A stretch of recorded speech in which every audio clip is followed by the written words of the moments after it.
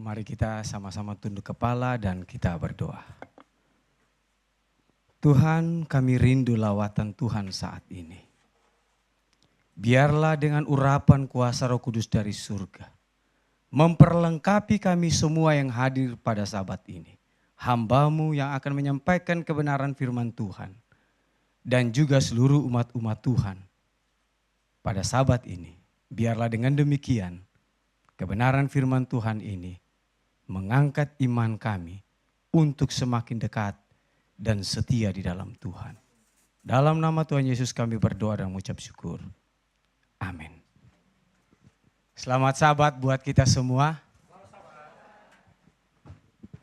Kalau saya tidak memperkenalkan diri saya juga tidak sepertinya kurang pas. Walaupun tadi sudah ada perkenalan singkat, tapi izinkan saya untuk memperkenalkan diri saya bersama dengan istri dan anak-anak saya. Saya Pendeta Jeffrey Lomi, memang lebih sering dikenal dengan sebutan atau panggilan Jelo. Bukan mulai terkenal dari Jennifer Lopez, tapi dari kecil memang sudah. Karena kami orang-orang NTT biasa kalau panggilan itu suka disingkat-singkat namanya. Jadi Jeffrey Lomi jadi Jelo. Jadi seperti itu. Jadi saya punya satu istri namanya Nurlaila Kristina Borubarus, tapi biasa dipanggil Ella. Boleh Mami berdiri? Nah, ini istri saya. Ya. Lahir besar di Tanah Abang, orang Tanah Abang, orang Jakarta, tapi saat ini sudah jadi orang NTT. Anak saya 3, satu bernama Jeffrey Mateos Junior Lomi. Ah ini, coba Abang Junior. Yang kedua Jeffrey juga, Jeffrey William Hamonangan. Ini ada Bataknya sedikit jadi. Jeffrey William Hamonangan Lomi. Boleh Abang William? Dan yang paling cantik Borupudan. Nah, orang Kupang juga punya Borupudan. Victoria Charlotte Helena Lomi. Dipanggil Vicky. Ya, dipanggil Vicky ya. Ya saat ini kami melayani di Pulau Sumba. Pulau Sumba ini dia punya kabupaten ada 4. Dan kebetulan saya dipercayakan sebagai ketua distrik yang harus melayani di 4 kabupaten ini dengan jarak tempuh yang sangat jauh, kondisi medan yang juga luar biasa. Tapi puji Tuhan di sana jalan tol semua karena bebas hambatan, beda dengan di Jakarta. Itulah keunggulan kami di sana. Dan saya bersyukur karena sabat ini sudah 2 kali ya kami bergereja di sini. Waktu sabat, waktu kami baru datang, kami sudah melayani, langsung diajak untuk buat kesaksian ya, kesaksian singkat atau memimpin sekolah sabat. Jadi saya sudah datang, saya langsung merasa bahwa jemaat ini sangat kekeluargaannya tinggi dan membuat kami merasa juga seperti dimiliki di dalam jemaat ini. Jadi kami saling memiliki. Jadi kekeluargaan yang sangat baik dan biarlah kekeluargaan di jemaat ini terus dipertahankan. Sehingga jemaat ini akan terus bertumbuh bersama dan menikmati berkat Tuhan bersama.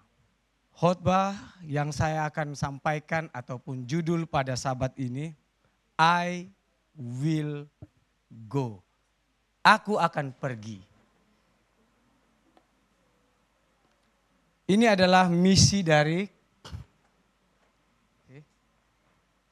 ini adalah visi dan misi dari Gereja Masih Advent Hari ke-7 daerah Nusa Tenggara.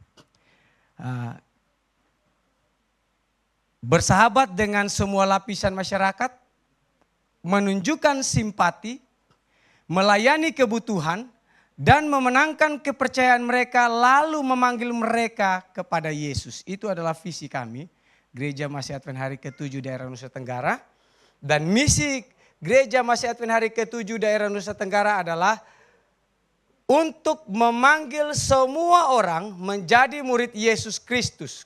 memberitakan Injil kekal pekabaran 3 malaikat dalam Wahyu 14 ayat 6 sampai 12 dan mempersiapkan dunia bagi kedatangan Kristus yang kedua kali.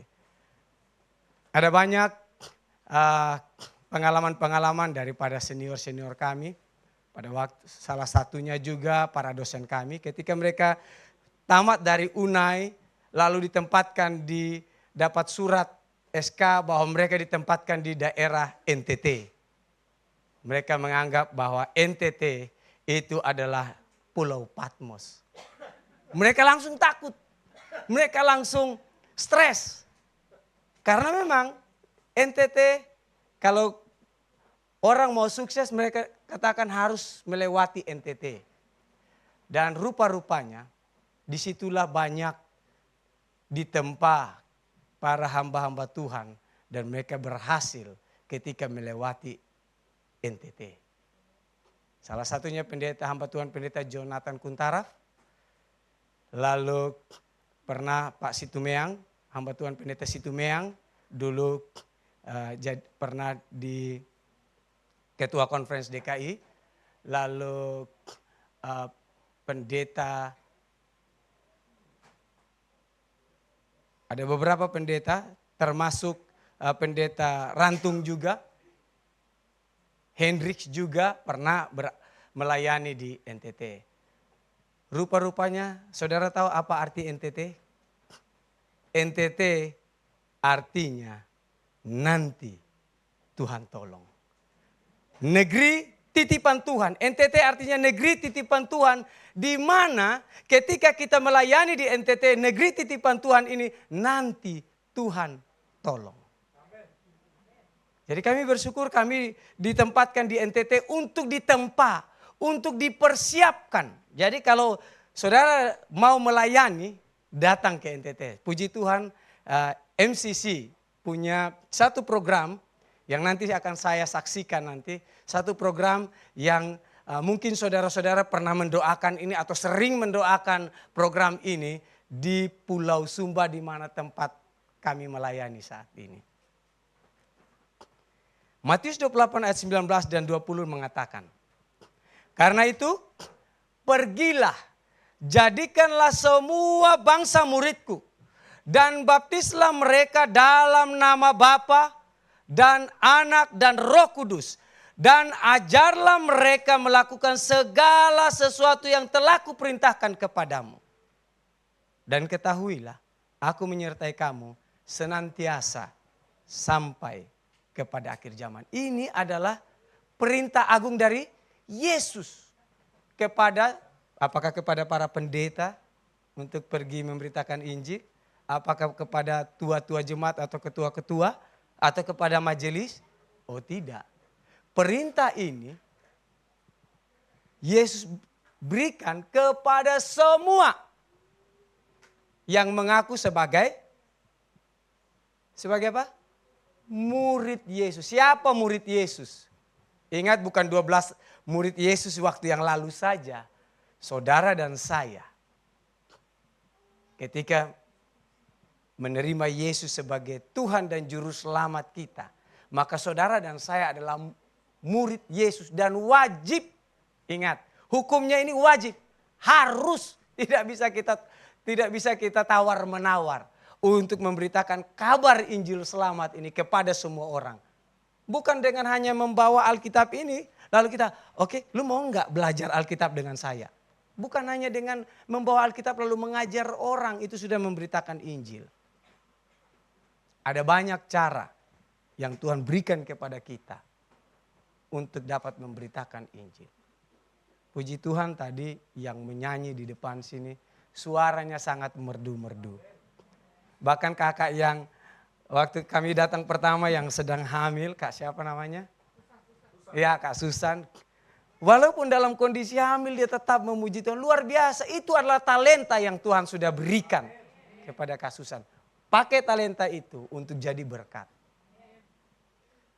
Banyak talenta yang lain, ada.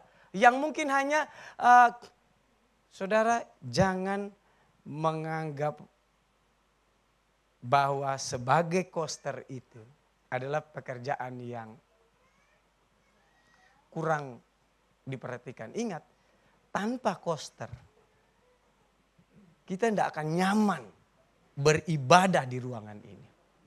Atau di gereja manapun. Semewah apapun gereja itu, kalau tidak ada yang membersihkan, kita akan datang dengan risih, tidak nyaman kita. Tapi ketika koster sudah membersihkan itu, kita datang, wah menyembah Tuhan. Kita beribadah dengan penuh sukacita. Itu adalah satu talenta juga yang Tuhan berikan kepada kita. Tidak semua orang mau jadi koster. Apapun, sekecil apapun yang Tuhan percayakan kepada kita, lakukan itu. Saya ajarkan kepada anak-anak saya. Anak saya bersekolah di sekolah luar. Kami di NTT punya sekolah gereja itu hanya di beberapa tempat. Kota-kota besar yang ya salah satunya dia di Kupang itu saja. Di tempat lain susah, tidak ada. Jadi tantangan untuk bersekolah itu tinggi. Waktu kami pindah tugas dari Jakarta, pindah tugas ke NTT, anak saya mau sekolah SD di sana, masalah hari Sabat, saya bilang, Abang Junior harus menghadap guru sendiri untuk meminta izin untuk tidak beribadah. Untuk tidak sekolah tapi beribadah pada hari Sabat. Tapi Dedi, Abang Junior yang harus berani. Nanti kalau ada dari guru, nanti Dedi yang akan menghadap. Dan puji Tuhan, mulai dari kelas 2 SD dia sudah berani menghadap dan diizinkan. Waktu ujian, itu tantangan. Tapi dia bisa lewati. Dia pergi menghadap ibu, tidak bisa. Wah kamu tidak bisa, harus masuk ulangan. Kalau tidak akan naik kelas. Pulang. Dedi nanti saya tidak naik kelas. Kasih tahu guru. Tidak naik kelas juga tidak apa-apa. Dia pergi. Dan kemarin waktu 2 tahun lalu. Dia naik kelas terus. Lalu waktu kelas 6 SD. Dia pergi menghadap. Dan jatuh ujian itu pada hari Sabat. Dia pergi minta izin. Kalau enggak saya duluan ujian. Oh enggak bisa kalau kau duluan ujian. Kalau gitu ujian berikut enggak bisa. Kalau kamu enggak ikut ujian kamu enggak akan lulus. Bu, enggak apa-apa saya enggak lulus. Nanti tahun depan ulang lagi enggak apa-apa kok. Biasa, akhirnya terbiasa. Dan kami kalau punya suka dapat buku-buku penginjilan, Abang Junior dia akan datang dia bagikan. Dia bagi kepada guru-guru, kepada teman-teman, bahkan kepada pendeta kita karena sekolah-sekolah Kristen juga, sekolah Kristen luar. Dia bawa, dia kasih ke pendeta. Pak pendeta ini bagus, ini buku kerohanian bagus. Pendeta harus baca. Dikasih. William dan Vicky adiknya juga akhirnya ikut-ikutan. Bawa bagi semua. Jadi menjadi murid Yesus. Mungkin hanya buku. Itu sudah kita membawa satu pekabaran. Jadi tidak ada alasan untuk tidak memberitakan Injil. Maksud Allah bagi jemaat menurut tulisan daripada Nyonya Ellen White dalam Alfa dan Omega jilid 7 pasal 1 halaman 9 alinea yang pertama dikatakan. Jemaat adalah alat yang ditentukan oleh Allah. Untuk apa? Keselamatan manusia. Saudara dan saya adalah jemaat. Saudara dan saya dikatakan ditentukan untuk keselamatan manusia, untuk keselamatan semua orang. Jemaat itu telah diorganisasikan untuk pelayanan dan tugasnya ialah membawa kabar Injil ke seluruh dunia. Program MCC berada di satu desa namanya Desa Lenang.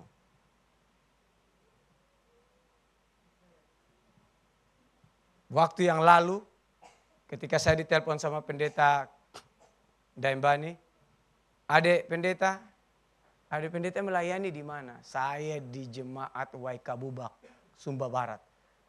Bisa tolong kok? Biasalah ini orang Kupang punya percakapan. Bisa tolong kok adik? Apa kakak pendeta? Kalau beta bisa bantu, beta bantu. Saya punya keluarga. Ada di Desa Lenang. Di mana itu kakak? Pokoknya nanti beta kirim. Saya pikir dekat. Ternyata memang dekat dengan tetangga kalau jaraknya. Nanti saya akan tunjukkan nanti. Tapi singkat cerita, siap komandan. Kita ini kan prajurit. Apa yang diperintahkan jalan.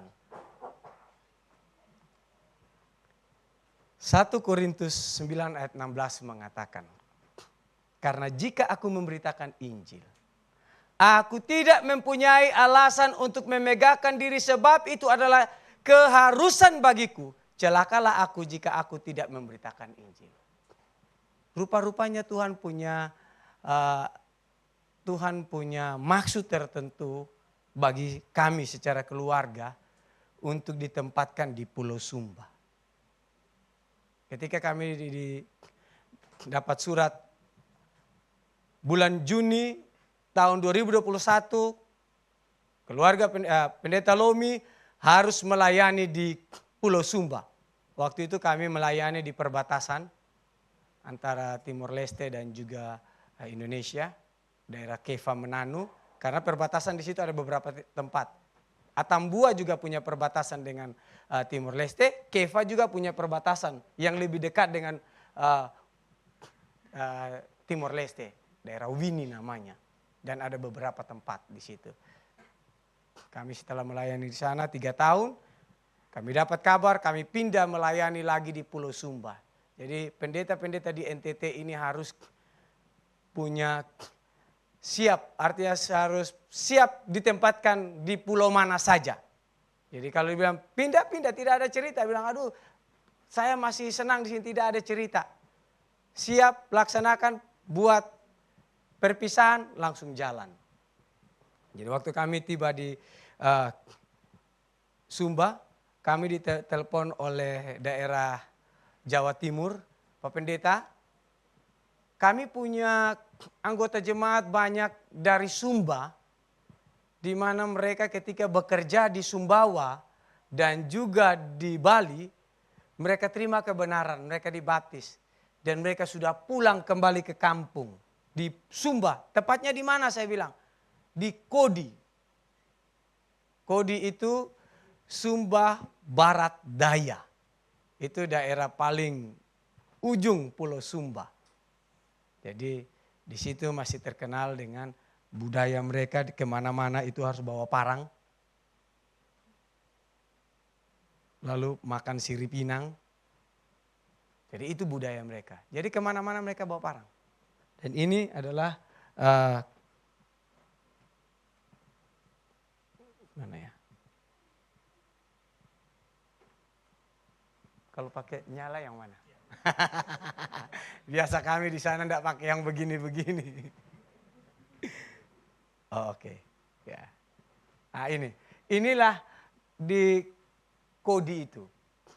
Jadi waktu kami dapat telepon kami langsung pergi. Saya, istri dan anak-anak. Jadi kemana-mana saya tidak pernah sendiri. Saya bawa rombongan. Minimal istri dan anak-anak saya. Lalu kami juga punya tim di sana. Ada penjual buku ini, Bapak Yunus Seran. Ada anggota jemaat kita. Dan ada beberapa. Saya punya pendeta muda, ada waktu itu masih 1, sekarang sudah tambah 1 jadi 2. Saya punya pendeta muda ada 2. Lalu kalau saudara-saudara mungkin kenal anaknya pendeta AM Kalumbang. Anak pertama, saudara Alfi Kalumbang. Dia juga tugas, dia bekerja di Sumba Barat Daya. Dan puji Tuhan, saya mempunyai orang-orang awam yang memiliki semangat dalam penginjilan. Mereka mendukung kami dalam penginjilan. Kemana-mana mereka ikut, mereka buat. Kalau tidak ada kami, mereka ada. Mereka pergi. Dan puji Tuhan. Jadi di Kodi, ini nama daerahnya Kodi. Ini orang-orang Kodi ini. Ini kami datang pertama, waktu kami dapat kabar kami datang pertama. Datang langsung ketemu. Lalu mereka bilang, Pak Pendeta, kami tidak pergi kemana-mana. Setiap sahabat kami hanya di rumah.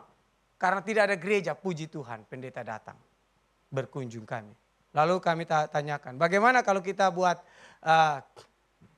pendalaman Alkitab sini. Ibadah Sabat di rumah kami pun kami siap, puji Tuhan. Jadi ada 4 titik yang kami pergi, kami ketemu dengan jarak yang lumayan jauh. 4 titik itu Sabat berikutnya, kami datang sekitar hari Senin atau Selasa. Sabatnya langsung buat ibadah. Titik 1, titik 1, titik 1.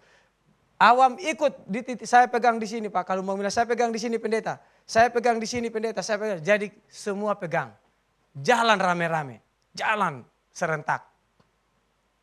Saya 1 bulan 1 kali biar bisa keliling. Karena saya punya 3 jemaat dan juga cabang sekolah Sabat. Lalu saya juga dapat tanggung jawab yang lebih besar lagi. Jadi saya keliling. Tidak ada di tempat. Tapi puji Tuhan menyenangkan. Orang kalau mau ke Sumba harus keluarkan ongkos yang banyak. Tapi kami ke Sumba tidak keluarkan ongkos. Setiap hari kami liburan sambil melayani. Mau pergi ke tempat wisata mana? Gratis. Kalau saudara-saudara dari sini minimal uang tiket berapa Ibu Ketua waktu datang pertama? Nah, Ibu Ketua sudah datang lihat kami di sana. Kak Ulet juga. Kasih keluar uang banyak. Tapi kami hanya pakai motor sudah sampai. Tinggal gas saja. Dan puji Tuhan, pekerjaan Tuhan di Kodi ini berkembang. Sekarang sudah 11 titik yang kami layani. Dengan jumlah baptisan bertambah terus. Puji Tuhan. Tuhan tidak tutup mata. Ketika kita bekerja sama dengan Tuhan, tidak ada yang mustahil bagi Tuhan. Bahkan tadi lagu pujian mengatakan, sebelum kita berdoa, Tuhan sudah tahu apa yang akan kita butuhkan. Tuhan sudah dengar apa ya permohonan kita dari dalam hati kita. Dan Tuhan akan persiapkan semuanya itu tepat pada waktunya. Pekerjaan besar harus dibuat di dunia ini. Dan agen-agen manusia pasti akan menerima panggilan itu. Dunia harus mendengar amaran ini. Apabila panggilan datang, siapakah yang akan aku utus? Ketika panggilan itu disampaikan kepada saudara, siapakah yang akan aku utus? Jangan pernah ragu saudara. Ini aku, utuslah aku. Seperti Yesaya. Sekecil apapun yang saudara lakukan untuk membawakan kabar Injil selamat ini, Tuhan akan bekali saudara. Dan saudara akan menjadi berkat dimanapun saudara berada. Siapa yang dipanggil untuk bersaksi? 1 Petrus 2 ayat 9 mengatakan saudara dan saya. Karena saudara dan saya telah dipilih. Supaya saudara dan saya memberitakan perbuatan-perbuatan yang besar dari siapa? Dari Dia.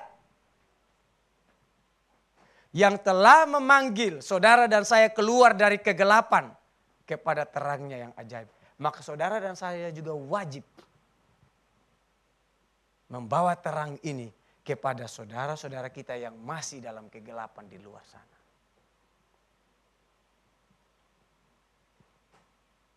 Allah akan melakukan perkara-perkara yang besar bagi umatnya. Jika mereka mau bekerja sama dengan Dia. Allah hanya akan mau melakukan perkara besar itu bagi siapa yang mau. Kalau Ibu Ketua tidak mau, tidak akan jadi, tidak akan jalan. Kalau Pak Ketua tidak mau, tidak akan jalan. Tapi ketika saudara dan saya mau terlibat, maka ingat, Allah akan melakukan perkara-perkara yang besar. Bersama dengan siapa? Bersama dengan kita. Dan jangan pernah ragu. Kalau Tuhan ada di pihak kita, siapa yang dapat mengalahkan kita? Tidak akan ada. Hendaknya para pendeta dan kaum awam masuk ke ladang-ladang yang sedang masak. Sekaranglah waktunya. Mari kita bersama dengan pendeta kita. Mari kita bersama dengan tua-tua jemaat kita. Mari kita bersama dengan para majelis kita. Karena ladang itu sudah masak. Ya mungkin saudara tidak punya waktu, sibuk. Saudara bisa gunakan berkat yang Tuhan percayakan kepada saudara itu untuk mendukung pekerjaan Tuhan. Dalam bentuk apapun, bisa.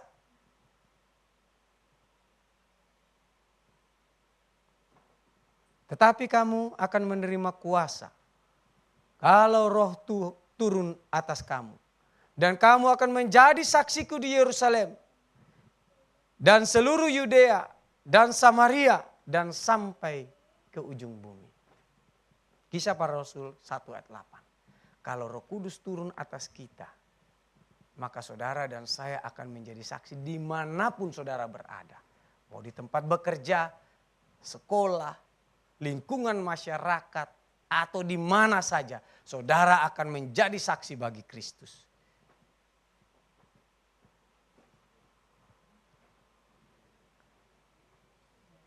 Kita harus mengerjakan pekerjaan Dia yang mengutus aku. Selama masih siang dan akan datang malam, di mana tidak ada seorang pun yang dapat bekerja. Saudara, inilah kesempatan bagi saudara dan saya. Karena ingat, jam itu tidak pernah, dia jalan begini. Tidak pernah jam itu mundur begini, tidak ada. Jam itu akan terus berjalan.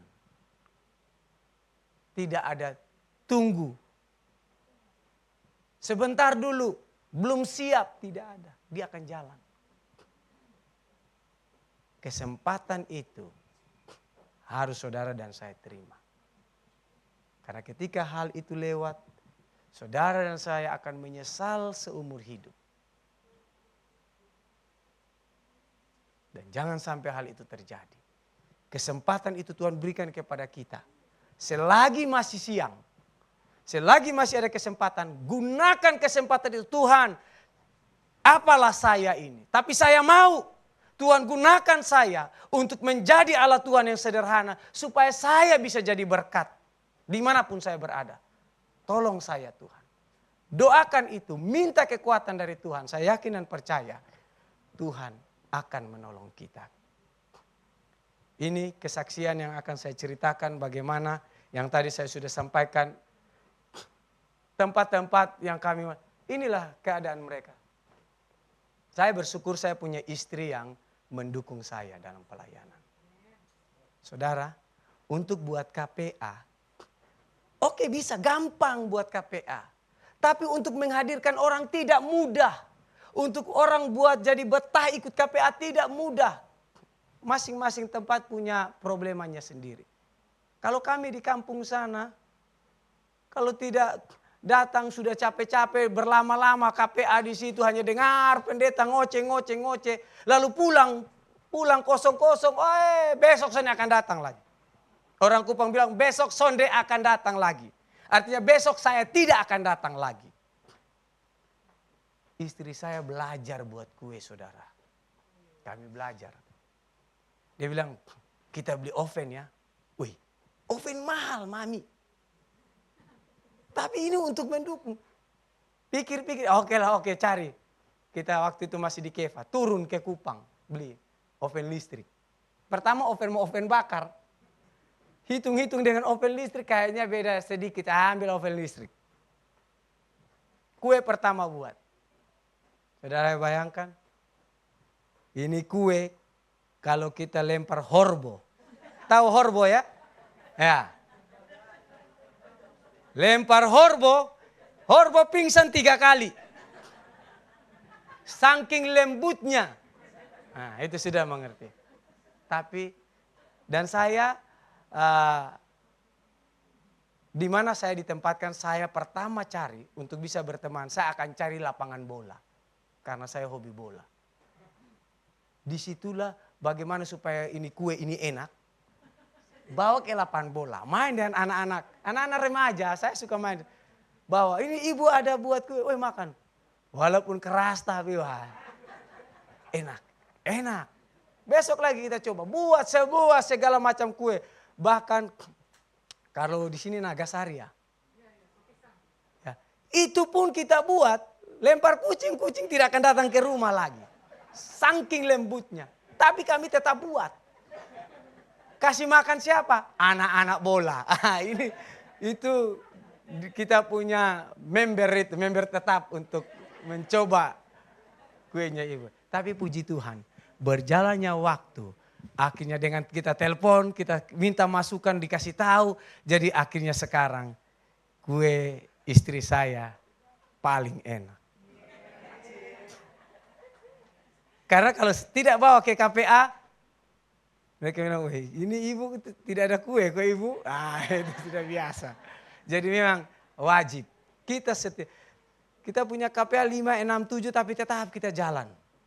Kenapa? Karena kita semangat. Istri saya senang buat kue, semangat buat kue. Jadi kalau kita tidak buat kue, anak-anak tanya, Mami, Dedi tidak buat kue. Kan kita mau KPA. Kalau sudah tanggal-tanggal tertentu, nah maklum lah ya. Nah, seperti itu aja kita begitu. Dan karena kebiasaan di sana makan sirip pinang, maka saya dekatin mereka dengan cara, saya tidak bawa sirip pinang. Saya bawa permen. Permen lollipop ya. Yang orang Kupang bilang gula-gula kojek. Itu permen lollipop. Saya beli satu bungkus itu ada 52, isinya 52 biji. Ya Ibu Pendeta sudah, itu kemarin waktu datang Ibu Pendeta sudah lihat langsung itu. Jadi kita buat itu. Tujuan saya untuk anak kecil. Kasih anak kecil, dekat, banyak mereka datang. Lumayan kan kalau sudah dapat gula-gula banyak. Ada yang mereka dengar, saya ajar, saya tidak bicara sendiri. Orang tuanya juga datang, kasih mereka, betah mereka. Dan puji Tuhan. Dari kue, dari permen, KPA kami berjalan dengan baik. Bukan hanya itu. Ada banyak program yang kami buat juga. Ada banyak program juga. Salah satunya ini. Ini program pertanian. Saya tidak bisa bertani. Saya lahir besar di Kupang. Saya tidak punya lahan pertanian. Saya tidak pernah mencangkul. Tapi waktu saya ditugaskan di Sabu. Di Pulau Sabu setelah dari cabang sekolah Sahabat Ratna Pondok Gede. Saya langsung dipindahkan ke Sabu. Waktu dipindahkan ke Sabu. Waktu istri dengar, kita pindah ke NTT. Berantem kami berdua. Sudah enak-enak di Jakarta, pindah ke NTT. Mau makan apa kita? Woi di NTT bagus. Saya bilang, bagus enak. Kalau gitu lu berangkat duluan lah. Pendeta berangkat duluan. Saya bilang, 1 bulan ikut ya. Datang kembali. Ya lu pendeta lihat dulu lah di sana. Gimana situasinya. Saya bilang di sini enak Mami. Datang cepat sudah. Daripada saya tidur peluk bantal, peluk terus. Bagaimana? Akhirnya saya telepon, enak. 1 bulan kemudian dia datang. Waktu dia datang, turun pesawat di Kupang, harus nyebrang jalan lagi. Nyebrang pakai kapal laut, kapal laut, ferry. 1 malam lagi. Bawa junior masih kecil, masih bayi. Masih berapa? 2 tahun ya Mami ya? 2 tahun. Sampai jam 4 pagi subuh. Jemaat sudah standby dengan truk dan juga motor. Pendeta pakai motor ini ya. Pendeta sama ibu sama junior. Barang-barang semua di mobil saja. Oke. Jadi jalanlah. Lumayan agak jauh juga dari dermaga ke rumah pastori. Setelah matahari mulai naik. Dia lihat kiri kanan. Dedi kita di mana ini? Yang dia lihat pemandangan yang luar biasa. Kalau di sini lihat pencakar langit, itu dia punya gedung. Di sana batu karang cakar langit semua. Gersang. Dia hanya bilang, kita di mana ini? Langsung dia diam. Saya bilang, wah cilaka 12 kalau sudah diam. Masuklah ke rumah pastori. Waktu dia masuk ke rumah pastori, dia masuk karena kebetulan di samping gereja kita lagi membangun. Inilah rumah kami, inilah rumah kita, saya bilang. Masuklah, masuk di situ dia menangis. Karena rumah yang dibangun dari tahun 70-an sampai dengan kemarin kami tempati sampai dengan saat ini tidak pernah direnovasi. tidur lihat ke atas, bintang-bintang kejar-kejaran. Luar biasa. Dia menangis. Saya diam. Saya stres kalau dia sudah menangis. Anggota jemaat datang, ibu-ibu datang peluk dan menangis bersama dengan ibu pendeta. Disitulah akhirnya dia mulai tenang, dia mulai lihat, dia mulai beradaptasi. Dan puji Tuhan, bisa beradaptasi. Disitulah kami mulai mencangkul, belajar mencangkul. Disitulah kami masak. Saudara, kami bawa teflon dari Jakarta waktu itu. Bawa teflon. Masak di mana? Saya bawa kompor gas, lengkap semua. Tapi tidak bisa. Waktu di Kupang dilarang bawa gas. Teflon kami inilah kami taruh di tungku. Pakai kayu api masak. Bironglah semuanya itu. Luar biasa. Itu pengalaman yang indah. Tapi kami menikmati. Kami bakar api pertama untuk masak. Sudah tuang ini minyak bakar tidak menyala-menyala. Karena ini kayu api kita tumpuk-tumpuk. Mereka bilang, Pak Pendeta ini mau bakar 2 tahun pun tidak akan menyala. Bukan cara begini. Disitulah akhirnya kami belajar. Dan puji Tuhan. Banyak hal yang kami pelajari di sana. Dan kami ditempa di sana. Dan waktu kami di Sumba, kami akhirnya menganjurkan anggota jemaat punya lahan tidur di depan rumah. Mereka punya kebun jalan jauh, berkilo-kilo untuk menanam jagung. Tapi lahan di depan rumah tanah subur, tapi mereka tidak hanya biarkan. Kami bilang, kenapa tidak tanam di depan rumah? Gak ada bibit. Garap, buat itu. Pagar semua kita tanam di sini. Puji Tuhan bersama dengan Pak Kalumbang, pendeta muda saya, kita dengan anggota mulai garap, mulai buat bedeng, dan akhirnya kasih bibit. Dan ini pendeta muda saya untuk wilayah Sumba Barat Daya. Dan kami dapat bantuan dari UNI, pendeta Leo Mamento. Ini ibu, kami panggil Bunda, Ibu Mesti, Bunda Mesti dari Sumbawa. Jadi anak-anak yang di Sumbawa yang dibaptis sana memanggil dia orang tua, Bunda. Dialah orang tua di sana yang memperhatikan orang-orang dari Sumba.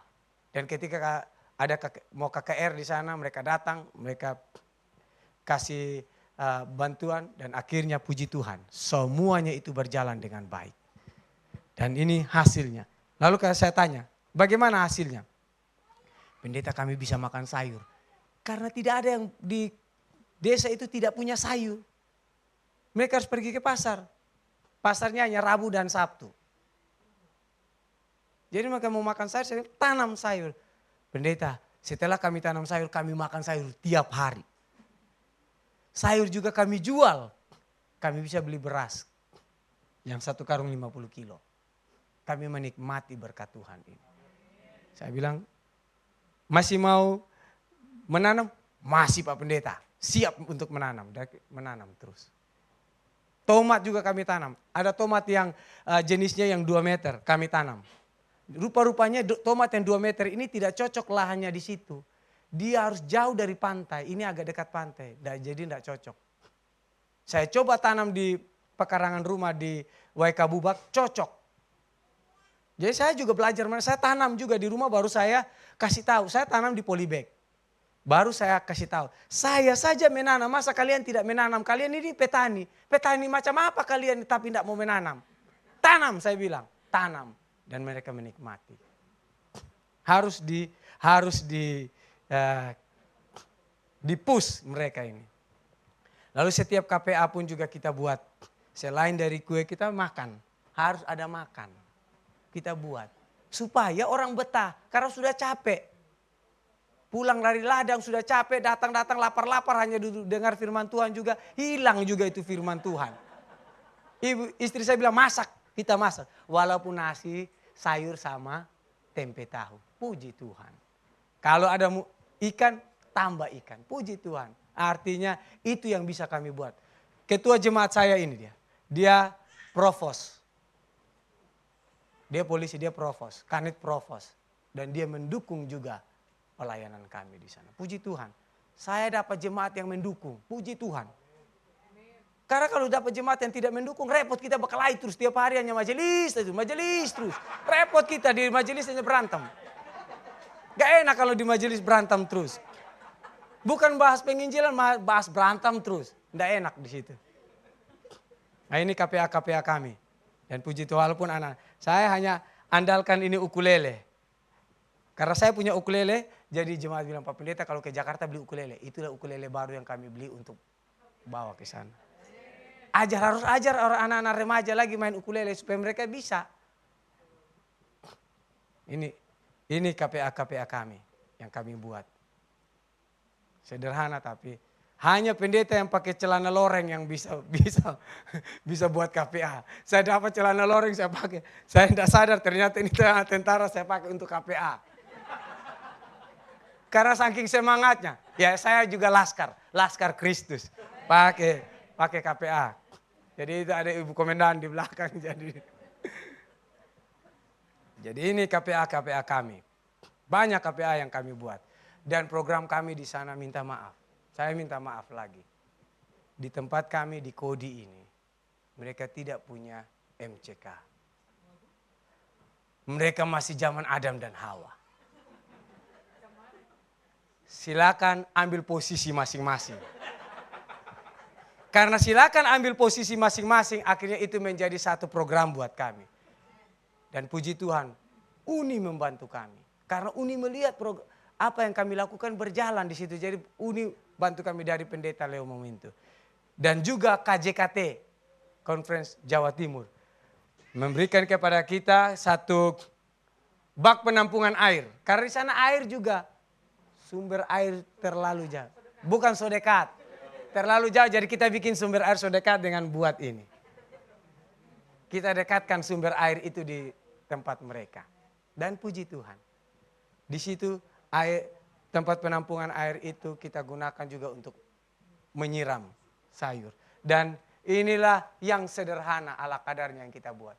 Satu-satunya di desa itu yang punya MCK di situ, di tempat kami. Puji Tuhan.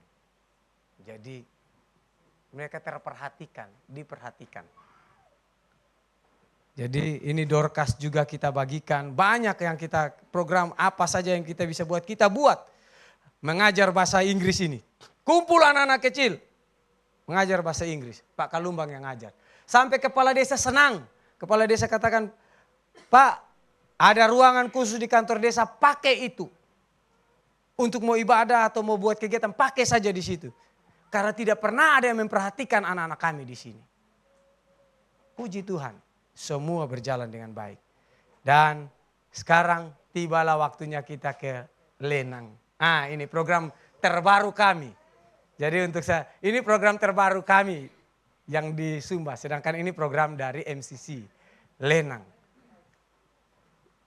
Saya kaget waktu pendeta katakan, nanti hari ini kami ketemuan ya Pak Pendeta, kami dari Jakarta sudah oke siap. Kami datang.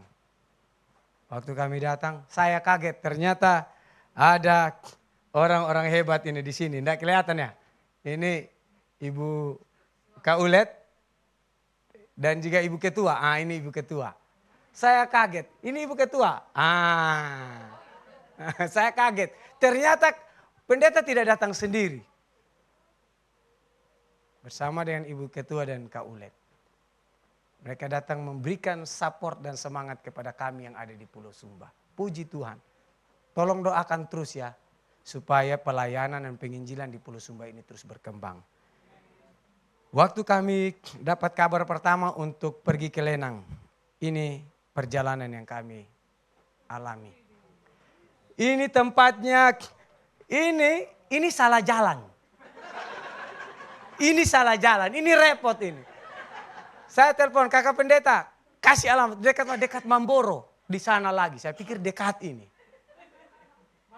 Saya punya pendeta muda bilang, Pak Pendeta lewat ke kanan sini, ini katanya orang bilang lebih cepat. Oke, ikut. Sampailah kita di atas pegunungan ini puncak bukit semua. Jadi ada jalan raya di atas puncak bukit itu, hanya berapa kilo saja. Semua bukit dia di atas terus jalannya. Bayangkan, tidak ada burung yang terbang di daerah ini. Tidak ada burung. Karena saya jalan sambil lihat-lihat mana ada burung, tidak ada. Dan tidak ada manusia orang yang tinggal di sini, tidak ada. Saya bingung juga kenapa, karena saking gersangnya.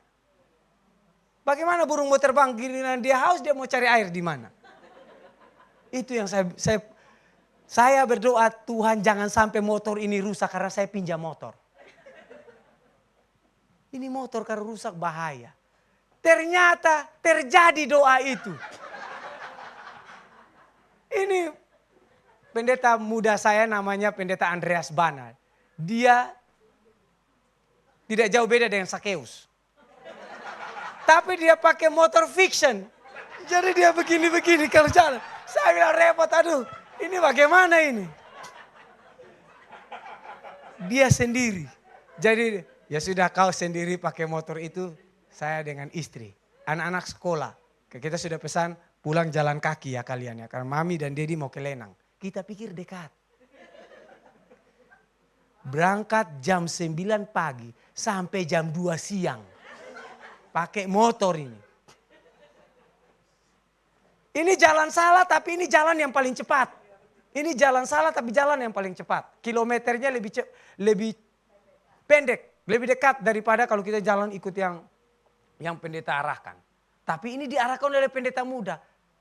Pendeta senior kita tidak ikutin pendeta muda yang kita ikuti. Ini repot. Inilah akibatnya. Rantainya lepas saudara. Saya kan jalan duluan. Saya sudah marah-marah. Ini sepanjang jalan saya marah-marah ini. Istri bilang, tidak usah marah-marah. Kita kan sama-sama tersesat. Bukan kita yang tersesat, dia tidak. Sama-sama. Ini sebentar dia kena dari beta. Ini saking sudah, ini panas lagi. Saya lihat, kok dia belum muncul-muncul. Kita sudah jauh. Saya putar balik. Cari ternyata dia ada di tengah-tengah gunung. Kakinya begini-begini. Aduh saya bilang, lu kenapa? Komandan, rantai terlepas, mati kita. Sudah stres, tapi puji Tuhan. Kita berdoa Tuhan tolong ini bagaimana. Ada satu keluarga, suami dan istri dengan motor tua juga. Lewat situ. Ngapain kalian di sini? Tidak ada orang yang lewat sini. Kami mau ke Lenang. Bukan ini jalannya, tapi bisa. Kenapa? Ini motor rantai lepas. Dibukalah jok motornya. Alat lengkap semua. Rupanya dia saya bilang, sering perjalanan dari tempat ini. Dia tahu kondisi itu. Dia bongkar cepat-cepat, dia perbaiki. Jadi, waktu jalan sebentar, mau lepas lagi. Dia sudah jauh, Pak, tunggu ini. Belum sempurna. Perbaiki, tarik jadi. Sepanjang jalan itu saya berdoa terus. Kita berdoa, puji Tuhan akhirnya. Sampai ke Lenang. Dengan keringat. Ini bensin campur dorong. Ini luar biasa. Akhirnya sampai juga. Akhirnya sukacita itu bertemu dengan keluarga di Lenang ini. Sudah jauh-jauh kita tidak datang kosong-kosong. Kita bawa bibit. Kasih memang karena bilang mereka di sana kan tanam bawang. Dan bawang mereka di sana bagus, subur. Karena memang tanah mereka itu tanah pasir. Cocok untuk bawang. Jadi supaya jangan datang kosong. Namanya mau PDKT. Ya harus datang bawa. Ya kami bawa bibit. Ini ada bibit. Bibit sayur. Dan juga gula-gula. Nah itu selalu, saya kemana-mana gula-gula Kojek itu wajib.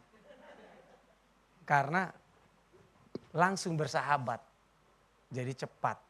Jadi puji Tuhan, itulah yang kami lakukan. Ini lahan yang kemarin dengan Ibu Pendeta dan Pak Pendeta kita tanam. Puji Tuhan, sudah 1 bulan bagus dia, tumbuh bagus. Saya telepon, saya masih di sini, saya bilang, Pendeta muda tolong pergi ke Lenang. Cek itu bawang yang kita sudah taman. Pak Pendeta, bawangnya itu 1 bulan yang lalu sudah bagus karena sudah umur 1 bulan. Tapi ketika tuan rumah itu pergi ke pesta, ada acara adat keluarga, harus mereka kalau ada acara enggak boleh enggak ada. Sapi kerbau datang masuk dan selesaikan mereka panen. Jadi sudah berhasil karena sudah dipanen oleh sapi dan kerbau. Jadi MCC minta maaf ya. Jadi ini sudah dipanen tapi bukan sama Pak Jimmy. Sapi dan kerbaunya yang sudah panen. Jadi artinya sudah berhasil kita. Kita sudah berhasil walaupun dinikmati oleh sapi dan kerbau. Tapi puji Tuhan. Tidak membuat kita semangat itu surut. Tidak boleh. Dan ini mereka langsung kerjakan, perbaiki lagi bedeng-bedengnya. Ini ibu sudah capek-capek. Ini sudah tanam dengan doa ini. Jadi ibu pendeta punya bawang yang paling subur sebenarnya. Cuman karena dilihat itu paling subur jadi tergiurlah sapi dan kerbau itu. Lalu ini seminar stunting yang sudah dibuat oleh ibu pendeta. Pada beberapa waktu yang lalu datang untuk membuat seminar stunting. Ini sudah berjalan dan juga ini banyak. Puji Tuhan, MCC sudah menjadi kami sudah perkenalkan siapa itu MCC. Jadi minimal walaupun mereka di kampung sana, mereka sudah mendengar tentang MCC.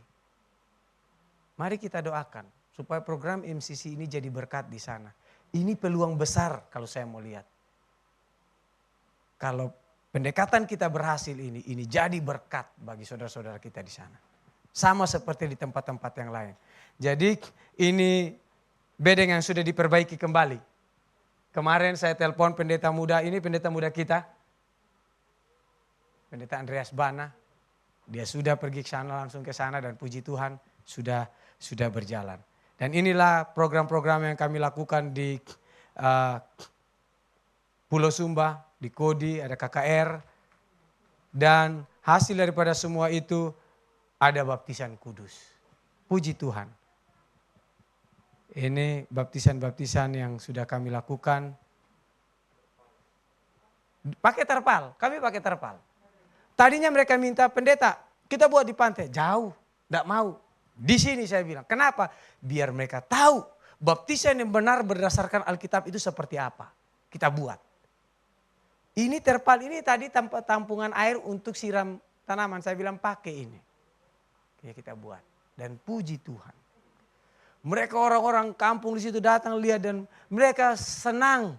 Mereka bersuka cita karena apa? Karena mereka melihat ada kekeluargaan yang ada di dalam perkumpulan kita itu. Inilah hasil dari apa yang sudah kita lakukan di sana. Banyak baptisan yang ini waktu 2021 dalam kondisi banjir. Ya COVID, tapi di sana COVID tidak ada COVID di NTT. Takut mereka sama NTT. Karena panas. COVID pun takut dengan yang panas-panas rupanya ini dia. Dan puji Tuhan, dalam kondisi banjir besar pun saya baptiskan ada 17 jiwa. Ada 5 jiwa, ada banyak. Pokoknya ada baptisan, setiap saat ada baptisan terus.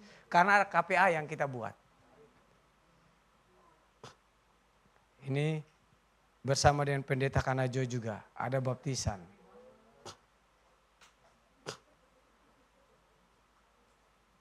Ini baptisan dalam kota karena dekat ada kolam kita pakai kolam. Kalau tidak ada kolam kita di laut. Kalau tidak ada laut kali tadi. Dan inilah jumlah baptisan selama kami melayani di Pulau Sumba beberapa waktu sampai dengan sekarang. Dan akan ada lagi KKR di Sumba bulan Agustus depan. Tolong doakan KKR Pendeta Jonathan Kuntara. Doakan itu. Karena pendeta Kuntara bilang saya mau kembali sudah berapa puluh tahun. Saya pingin buat KKR di sana. Doakan kami. Karena tanpa kita bekerja sama dengan Tuhan tidak ada. Tidak akan ada hasil-hasil ini. Tapi ketika kita bekerja dengan Tuhan. Segala sesuatu yang kita punya, kita serahkan kepada Tuhan, Tuhan akan berkarya. Tuhan akan melakukan perkara-perkara yang besar. Dan akhirnya nama Tuhan juga yang akan dipermuliakan. Namori napa maringida, uis nenonokan kit, Tuhan Yesus memberkati kita semua.